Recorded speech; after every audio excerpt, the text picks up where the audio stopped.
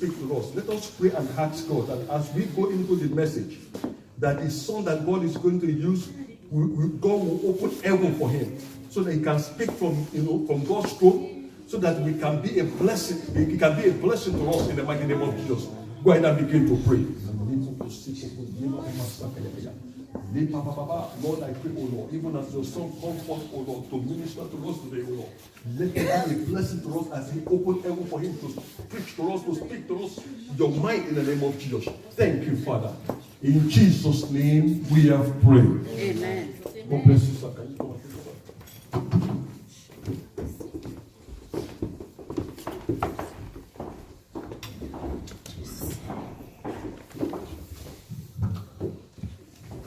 Praise the Lord. Hallelujah. Praise the Lord. Hallelujah. I want to thank God for the opportunity to be here today to stand before us to preach and to minister to us. And I want to thank God for the pastorate as well. I pray that the Lord will continue to move his church forward in Jesus' name. We'll just take a song before we go into what we have today. I don't know if you know this song. Since you make my life so beautiful. I don't know if you know it. Okay, but if you don't know it, I think I will just play it from it, then let's help us to put the lyrics. I just want us to open up our hearts.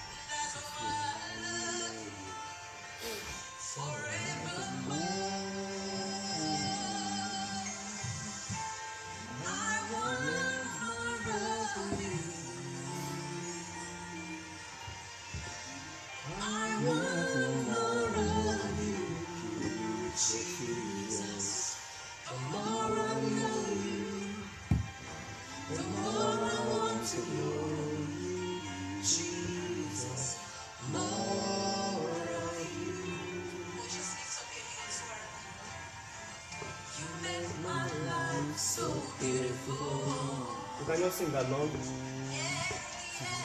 And as you are, you have made me there's nothing greater than me.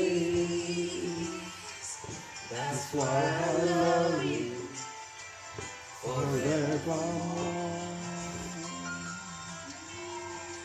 You made my life so beautiful.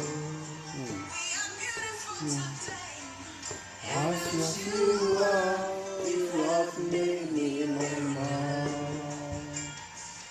There's nothing greater than this. That's why I love you forevermore. I want more of you. Do we want more of God this morning? I want more of you.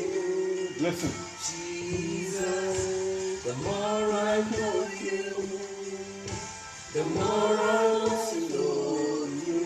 Jesus, more of you. I want more of you.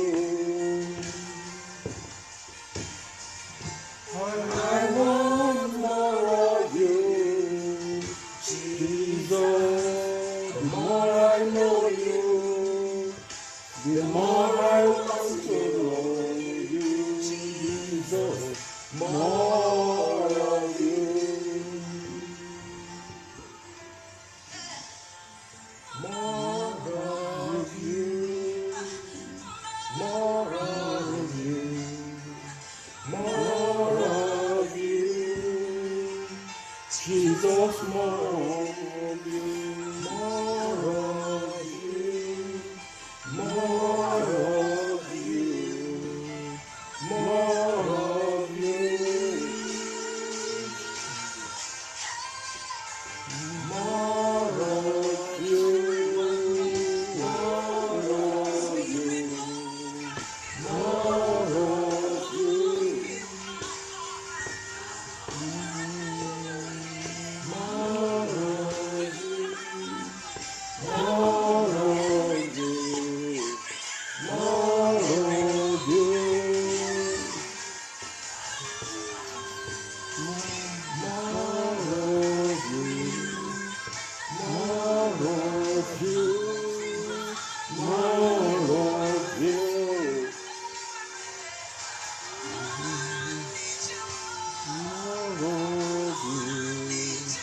More of you. More of you.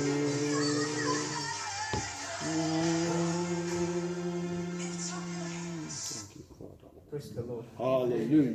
Everlasting Father, our desire this morning is that we want more of you. Yes, Lord. We ask, oh God, that you will reveal yourself this morning to us. Amen. And you will teach us from your throne in the name of Jesus. Amen. Lord, I'm just a vessel. I pray that you will speak through me in the name of Jesus. Amen. Bless us this morning. Amen. And let your name be glorified. Amen. For in Jesus' name we have prayed. Amen. Praise the Lord. Let's put our hands together for the Lord. This morning we'll be looking at the word of God that says one thing is needful. One thing is needful.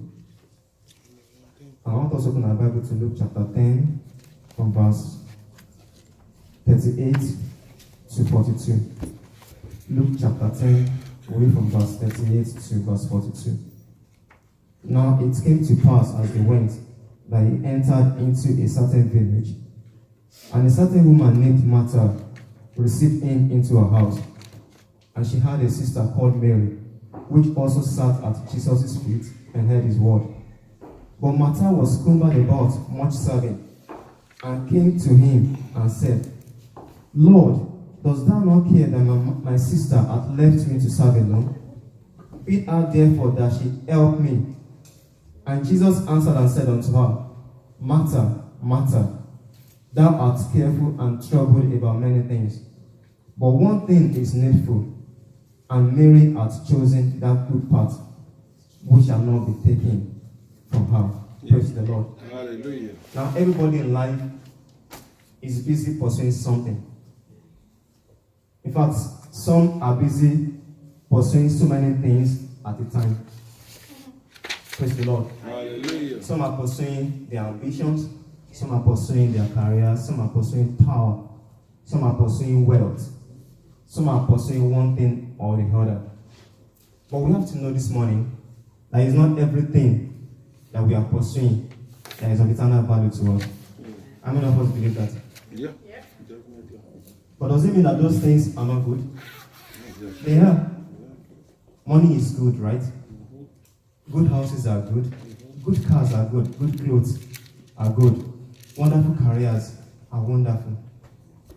But for us as believers, for us as Christians, we should look beyond that. While we are also looking forward, looking up to God for those things, we are pursuing those things while here on earth, we should not forget that there is something that is more important than all that. And that's what we want to look at this morning. One thing is needful. It's not everything that is of eternal value, but there is something that is of eternal value. And that's why we as Christians, our desires should just go beyond physical desires, earthly desires that are of no eternal value. We should focus more on something that is of eternal value to us. Praise the Lord. Amen. Now that place that we read talks about a woman called Martha.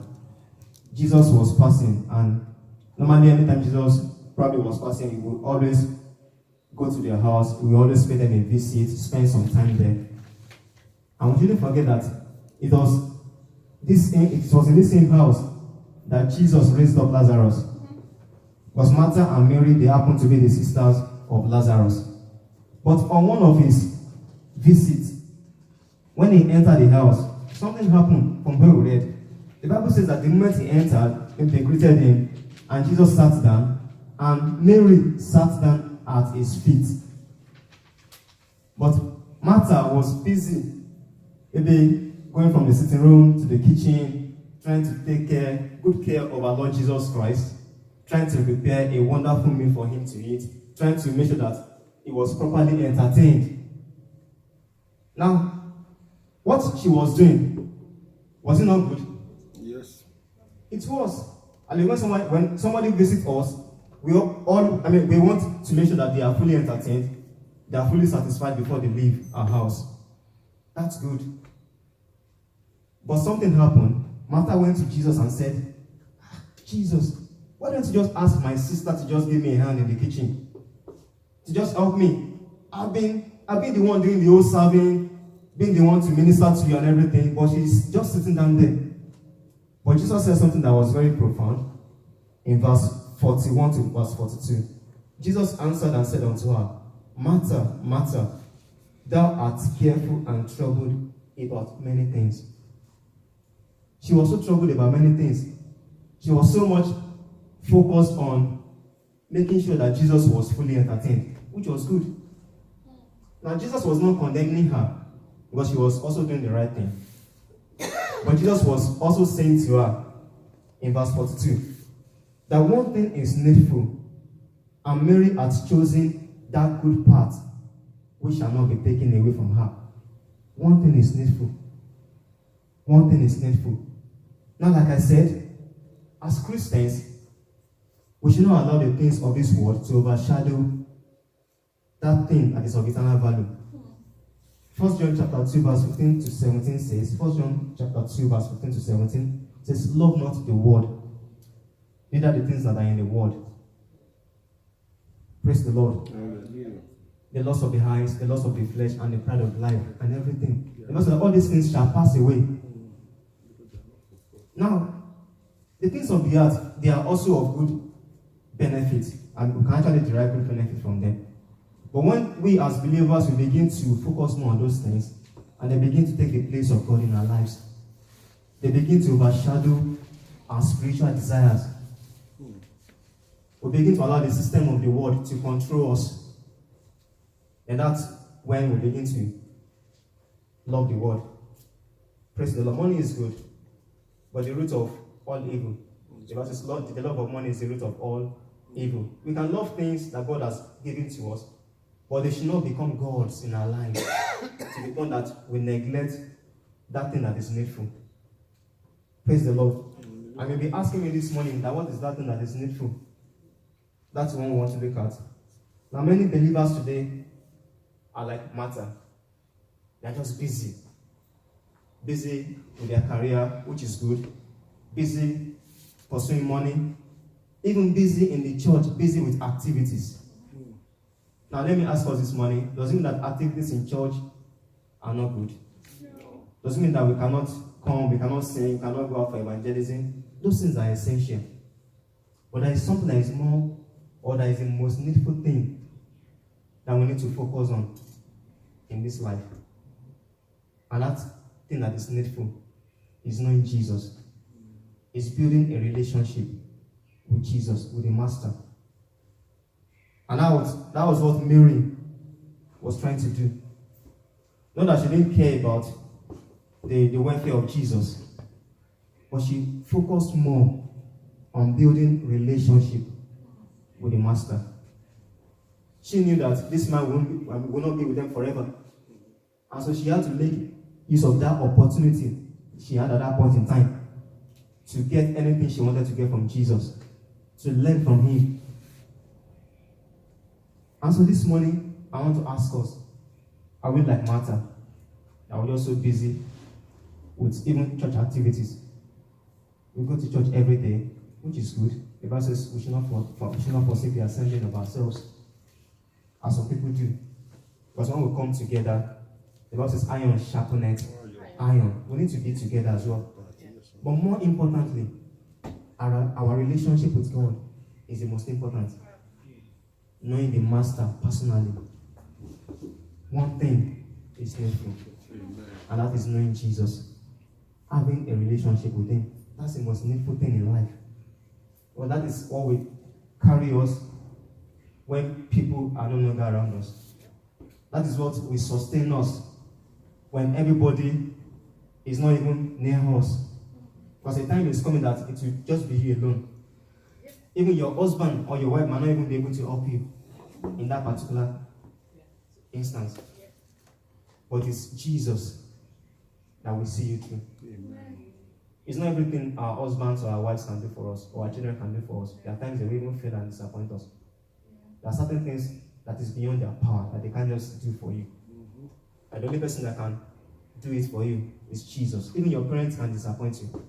They might try all they can, but there are certain things they can't do for you. There's only God that can do it for you. But how do you get that done when you don't even know Jesus? How do you enjoy that when you don't have a relationship like Mary was trying to establish with Jesus? Martha was just busy about cooking, as in doing all those things. But she neglected the most important thing, the most needful thing, which was relationship with the Master. Praise the Lord. Hallelujah. Now, many believers today are like Martha. They are busy with activities being in church or the society, but have neglected the most important thing, which is knowing the Master. You know, there's a difference between knowing about Jesus and knowing Jesus. Many people know about Jesus. Some people even say when you get from evangelism, you know about God. Yes, I know Him. They just know about God and everything. They know His act, what He can do, what He has done, but they don't really know Him. Knowing Jesus means fully believing in Jesus, accepting what He did for you on the cross of Calvary, obeying Him, and living the life that you wanted to live. That is knowing Jesus. Many people just know about Jesus, but they don't really know Him. Now the question for us this morning is, do we just know about Jesus, or do we really know Him? Knowing Him is the most important thing. There's something about the children of Israel in Psalm 103 verse 7. Let's go there. Psalm 103 verse 7. Psalm 103 verse 7. It reads, He made known His ways unto Moses, His acts unto the children of Israel. That means the children of Israel, they only knew the acts of God. Is a consuming fire God. There was even a time that Moses went to commune with God, and when he was returning, the Bible says when he came back, the people, they could not even look at his eyes. And we'll still get there. But the children of Israel, they only knew about the act of God. He can do this, He gives us laws, is this, He lives in heaven. But they didn't really know Him. They didn't know His ways. It was only Moses that knew the way of God. It is good to know the act of God, but it's more important to know His ways. Because when you know His ways, you can even manifest His heart as a child of God. So do we just know the act of God, or do we know His ways? And for you to know the ways of God, you need to know Him, and you need to build a relationship with Him. That is when you will know His ways, what He wants you to do, what He likes, what He doesn't like. Because knowing His heart won't take us to heaven. It is knowing His ways, the ways of righteousness, the ways of holiness. That is what will take us to heaven, not just His heart.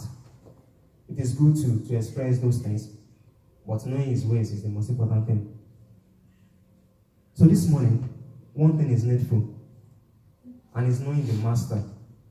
Not just knowing about Him, but knowing Him personally. And to keep knowing Him. Even though we know Him, but do we just stop at that level of knowing that, okay, I've known God, I'm a believer, He wants me to live a life of righteousness. Do I just stay there? No. I need to keep knowing him. I need to keep knowing him every day of my life. You know, most times when you even desire some things, those who study economics will tell you that, okay, the human wants are unlimited. Even if they are unlimited, they are also insatiable. You can't be, as human beings, as mortal men, you can't be fully satisfied. It is natural for every man to want more. I want more. Even though I've given you $1 million and it should be enough, you just want more. That money is not just enough. And that's why you see people, they want to have 50 cars, they have 1 car, they have 2 cars, 3 cars, but it's not enough for them. They want to have more. Everybody wants to have more in life. Good things are good. We all want more of good things. But most times, those things that we even want can kill us. Too much of those things. Now, let me ask us, is honey not good? Honey. It's very sugary, right?